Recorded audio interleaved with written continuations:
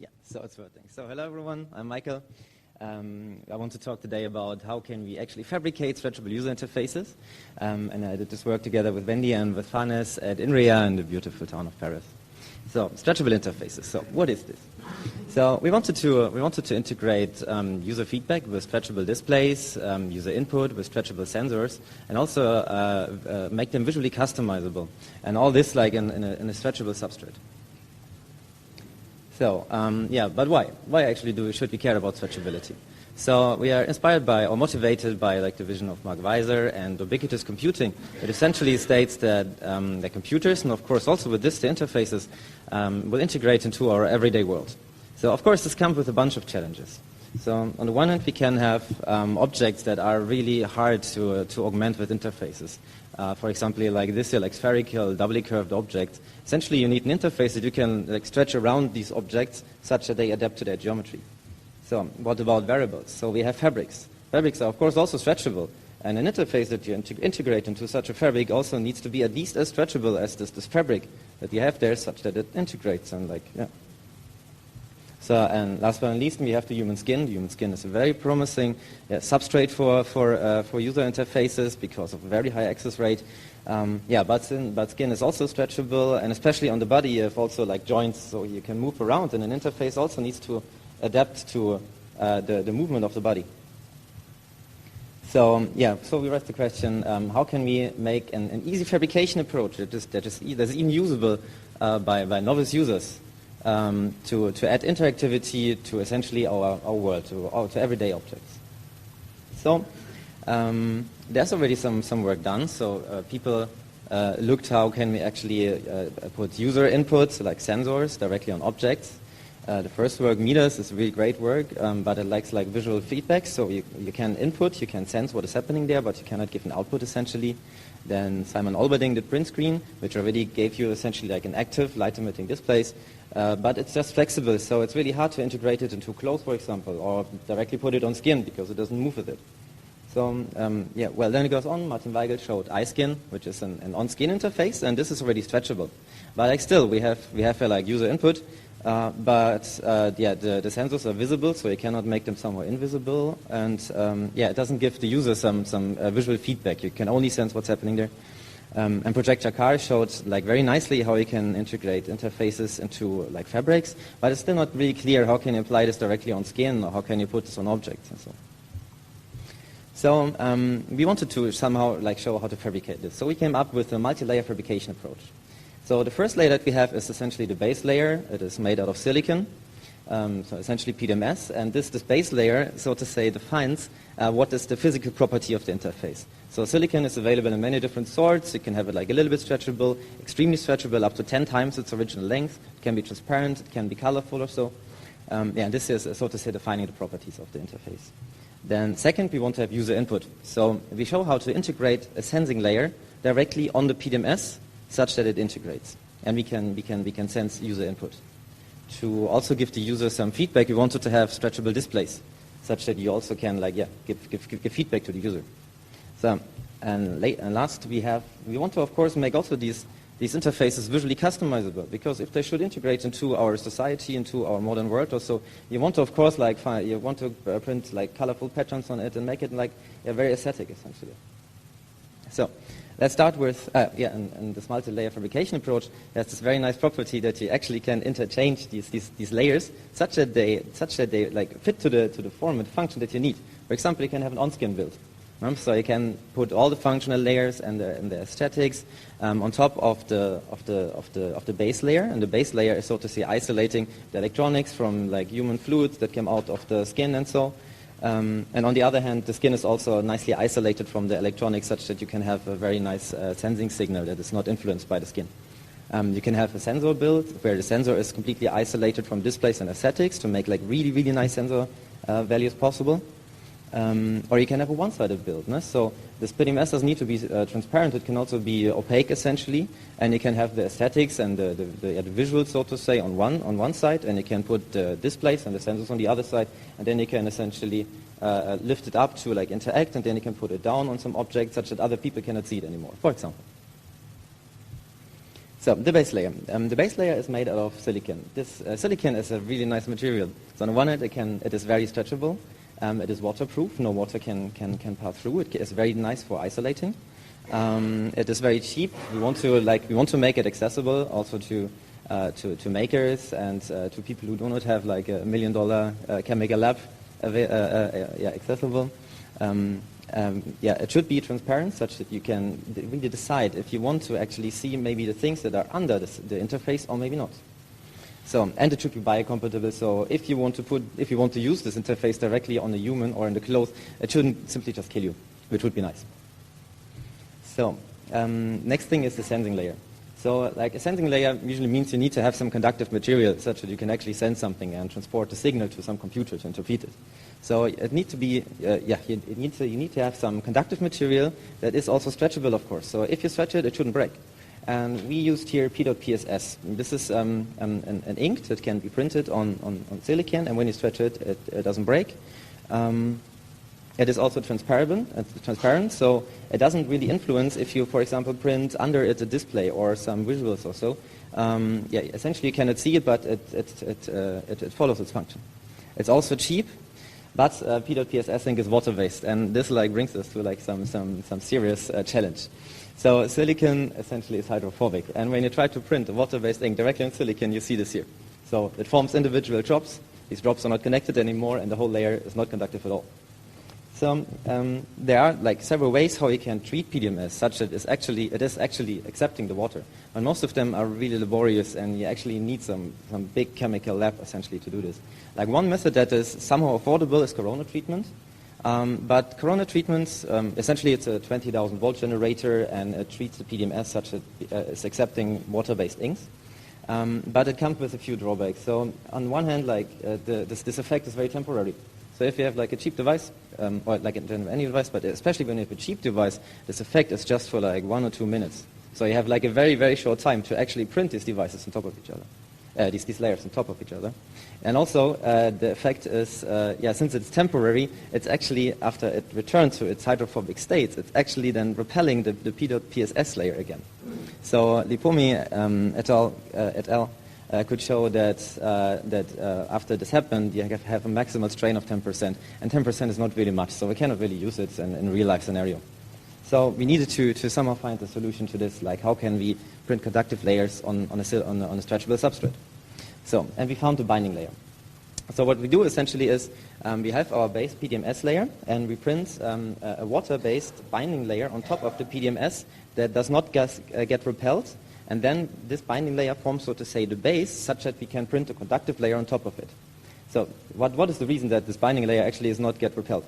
So the thing is, this binding layer has a very high viscosity. This means when you print it, it's so viscous that it cannot form drops anymore. So it stays homogeneous. Then you cure it, you evaporate all the water out of it, and then it's okay. So this then forms the base layer, a homogeneous layer, that you can use as the base to then print the conductive ink on top of it. So, and you can see how it looks like. On the left side, it is individual drops, and here on the right side, you see the layer is nice, blue, homogeneous, and it and works quite well. So, since we now know how to embed electronics into a silicon, into a stretchable material, we showed how we can implement capacitive sensing. So we implemented touch sensing and proximity sensing, and these layers that you then can print into the stretchable material can be of custom shape, so you can decide which shape the sensor should actually take. It's scalable from very small to very large, and you can of course also print multiple sensors directly in one layer. So you can have multi-touch essentially. So here we see some testing that we did. This is a proximity sensor, and as you can see, we can nicely sense the touch event, and also when the hand goes away up to 6 centimeters.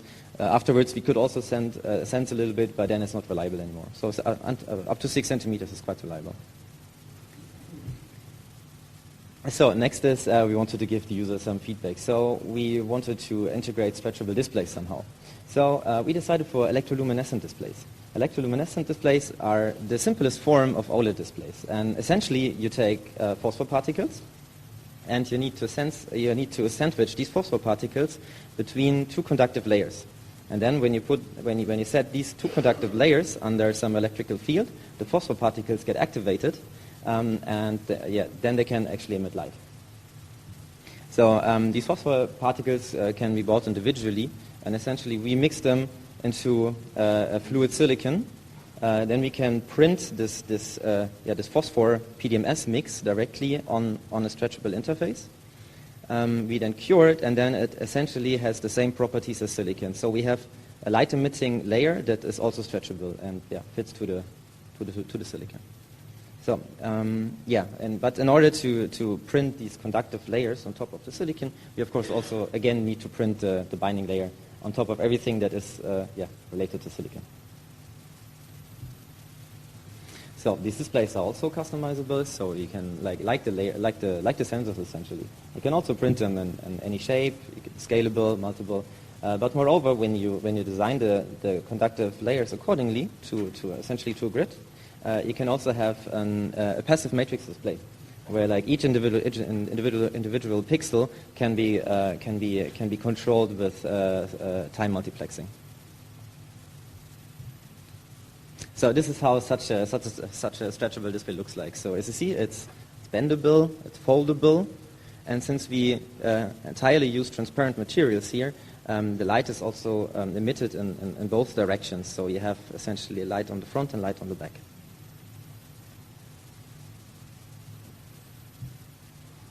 So and last, as I said, we want to have something that is visually customizable, such that we can really design it and like make it fit into our real world.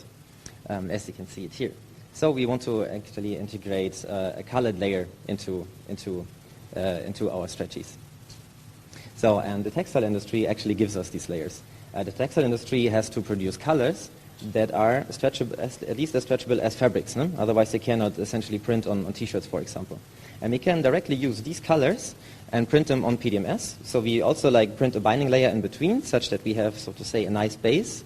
And then we can print water-based stretchable inks for textile directly on the Stretchi, to make it visually customizable. So now is of course the question: how can we, in fact, really fabricate it? So it's possible to fabricate this digitally. So you start with a digital design using, for example, Adobe Illustrator, or you can use Eagle to produce more complicated circuits or so, and then you print them, and then essentially you silkscreen print it. So silkscreen printing is used by kids to produce their own T-shirts. It's a very low cost and very easy technique to fabricate. Essentially, you have a stencil that is on top of a net, and in the holes of the stencil, you can press ink through the net.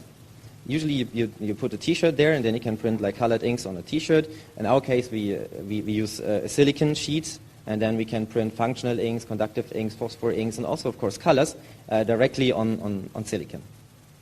And it's very, very easy. So essentially, each layer is printed on top of each other, and it is as hard as printing a T-shirt.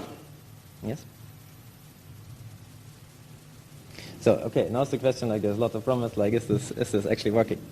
So we did some evaluation, we made a user study, we invited 12 people to touch the sensor, and also to lift the finger up to 6 centimeters above the sensor. And we could show that we have a perfect recognition rate for touch sensing, so essentially get an extremely clear signal when you touch it. Then when people lift their finger up, up to 1, 2, and 3 centimeters, it's very reliable, so you can sense it very precisely. But if you go more far away, it actually gets a little bit less reliable. So we saw up to 6 centimeters, it's reliable enough. If you go higher, it becomes unreliable. So, but up to 6 centimeters is quite okay. So then we stretched displays and looked if actually this construction of displays, which has already many layers on top of each other, is this actually still functional when we stretch it? So we stretched it 10 times to 50% of its initial length. And usually one would, of course, expect when you stretch it, the conductivity decreases a little bit. So it actually should become darker. But actually it's getting brighter, which is a very curious finding, actually. Because when you stretch a display, the phosphor layer, which is also stretchable, becomes thinner because you stretch it. This means, of course, the two conductive layers become they come closer to each other, and since they are closer, this strengthens the electric field. And the phosphor particles under the stronger field actually are emitting more light. So actually, it works better when you stretch it. So And we wanted to see, under real-life conditions, essentially, such a Stretchi is stretched many times. So we stretched it to 50% for 5,000 times. And we could see that the conductivity decreases a little bit. But per stretch, it's just 0.05%. So for a real-life setting, for capacitive sensing, also for displays, you can almost neglect this decrease in conductivity. So we implemented a couple of application examples to show how a Stretchi can actually be used in the real world. This here is an on-skin example. I first want to see if actually video is starting. Okay, it does. So we produced a controller for an MP3 player that you can apply directly on your skin. It has buttons for playing, for next, for forward, for backward, and it has on the left side a slider that lets you control the volume directly by sliding. Also, the buttons are realized with displays, with a display layer, such that you also can use it in the dark, for example. And on top of the display layer is a sensing layer that can sense the touch, and on top of the sensing layer is an aesthetics layer that essentially forms like nice musical notations and so. And we can directly apply it with some glue on the skin, and we can then freely move our hand without it breaking. So the next example is an interface that we put on some object with a demanding geometry. So this cup here is essentially doubly curved in 2 dimensions. It has 4 buttons for social media, and essentially you can get here the notification of an incoming call. You can touch it, and then you can start talking. So what is really nice about this sleeve essentially is it is stretchable. So you can also take it off, you can take it off of the cup if you want to take it to another place or so. You can put it on another cup that might have a different diameter. So you just take it, stretch it around another object, and you can still use it. So it's really, really mobile. So in the third example, we wanted to create some wearables, something that integrates a Stretchi into a fabric. And we have here a Stretchi that contains a touch sensor and a vibration motor. And the vibration motor can be integrated into a head that you can, for example, use while running. When you get some phone call, the vibration motor can notify you privately that you have an incoming phone call. You have a touch sensor such that you can accept this phone call directly with your head. And then if you have a microphone, you can then start talking and speaking freely. So for future work, it is of course the question what can we actually improve about Stretchis. So on the one hand, at the moment we have capacitive touch and capacitive proximity sensing implemented, but it would be of course very interesting if you could have strain sensing, for example, or pressure sensing. Then about the displays, we have active electroluminescent displays. It would be very cool to have thermochromic displays, or even more interesting, tactile displays, which is a very difficult question. So if you have any idea how to produce tactile displays on non-stretched silicon, please talk to me. I would like to do this. So, and the last thing is we have a lot of layers that we have to stack on top of each other. And actually, you need to have a little bit an idea on how a sensor needs to look like, how can you connect it to a computer, how do you have to register these layers on top of each other. So it's not really hard, but you need to train it. You need to have some knowledge about this. So it would be really cool to actually have some digital supportive tool that helps you, that you, for example, can have an object, you can say, I want to have a touch button here, I want to have a display here or so, and a connector here, and it essentially is auto-routing it for you, it's drawing the wires, it shows you how you have to print the individual layers, and is really helping you to produce such a Stretchi. So, okay, to conclude my talk, so what did I show you today? We implemented a stretchable user interface that is able to sense input with touch and proximity sensing. We have stretchable displays so that can give the user some real feedback about what is going on. And it is visually customizable with inks that can be printed in various forms. So, thank you very much.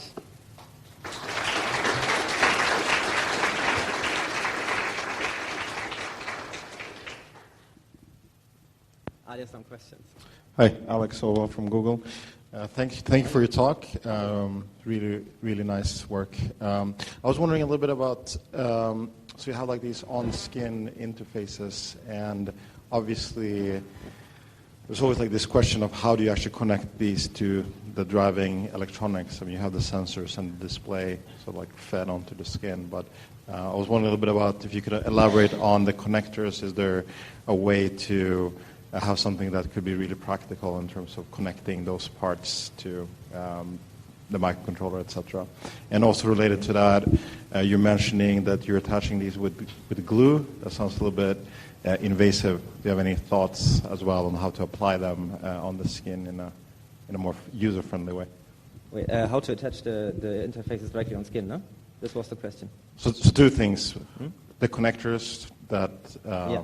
So yeah, about the connectors, actually during the demo session, this was like the most frequent question. Yeah, really nice that you can stretch it, but how do you connect it actually? So yeah, we found actually that that's most easy if you don't directly connect some stretchable electronics to rigid electronics. No? So you cannot just plug a wire into it and then it's working. So it's better to go like in steps. So first from stretchable electronics to flexible electronics. So flexible copper tape is very nice. And then from the copper tape, you can then solder some rigid wire essentially on it. So this works really well. And what we used for connecting it is a carbon PDMS. So carbon PDMS is essentially like silicon, where you mix in carbon powder into it, and then you get essentially like in the iScan example, you get a conductive silicon. And yeah, this is like really good because you essentially can just put some carbon PDMS on copper tape and then attach it to the Stretchi, and this makes the connection quite solid. Then usually we also isolate it, so we take some fluid to component silicon, put it on top of the connector, and let it cure such that it's like really fixed nicely into the Stretchi. And this works quite well. Actually, one of the demos broke, but all the others worked. So it was good. And I come from Germany, it's a long way. Yeah. You're welcome. Part was related to how you apply it to the skin. So you said using glue. So yeah, so there are several things. So like for silicon, there is some silicon glue. So it's used by the movie industry, for example. They also have these masks. They are usually made out of silicon, and they also need to attach it somehow to the face or to the skin. And there is some silicon glue essentially that is used by these people. So it's very easy. You just have to mix it together, you glue it on the skin, and then it's like tightly attached. Yeah. Actually, just one intermediate question. Yes. So the layer that you use to make the sensors adhere to the PDMS, right? Mm-hmm. You told us that it works, but not really why. Do you actually know? As far as I know, the problem is that you have to break up the polymer chains, right, to make it actually adhesive or make other materials stick to it. And that's why you typically use some form of surface treatment. But you don't need to do any of that. You're saying it's just due to the viscosity. Yeah. That would avoid droplets forming, but it doesn't really explain, at least not to me, why it sticks. Why it sticks? Why does it? So like what means sticks? I mean, it's not like if you go with your finger over it that you cannot with the friction you can of course move it again. Eh? So it's not like a very tight bonding. But since like it is so viscous that the layer is homogeneous, you then cure it, so it becomes dry essentially. It is then sticking well enough that you can print a conductive layer on top of it. Yeah. So and this works actually. So you can stretch it. Of course, when you go with your finger over it, it would peel off. Of course. But what we then do is like we produce the displays, we produce the sensors, and then we put one layer of fluid of silicon on top of it to encapsulate it. So and this really makes this tight bonding and a tight connection. Then you can touch it and you can like punch it as much as you want. It works. Yeah. Okay. One more question. Roll vertical, Queens. Oh. It is. Roll vertical, Queens University. I cannot really hear you. You can't? Yeah. Wait. It's a little bit higher. Try this one. Roll vertical, Queens University. Very nice work. Very nice. Active no, matrices. Sorry? The very nice was meant that I hear you, not that my work is so nice. But please continue. The active matrices is where the money is, and this is where flexible displays fail. The active matrices are usually made out of metals that bend, but certainly don't stretch. So do you have any suggestions on how we can make a pixelated display that's stretchable and has a sufficient number of pixels?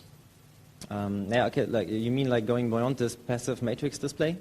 No, so, I mean either way, you need a matrix to do this, and so if you have a single pixel display, you can just hook up the the 1 pixel, but do you have any suggestions on how to make 4x4 or bigger displays?